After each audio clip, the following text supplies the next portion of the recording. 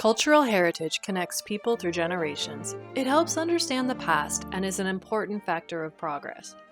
Outside cultural heritage, such as statues and buildings, is exposed to various natural and human harmful factors leading to its degradation. The public can make a great contribution to its protection and care.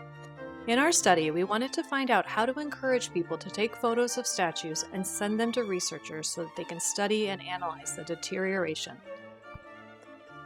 The results of group discussion showed that people are more likely to take photos of monuments if they enable interaction with visitors, if they look attractive on photos because of how they are placed or the background, or if the visitors are attracted by their story.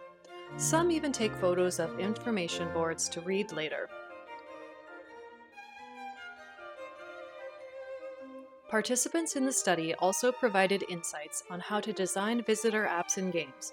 They should be informative, easy to use, and enjoyable. People enjoy playing games such as solving puzzles and finding treasures. It is also important for people to learn something new while playing the game. To participate in the care of cultural heritage, it is also important to understand the science behind it. This is why we prepared this series of videos. We hope you are enjoying it and that you learned something new.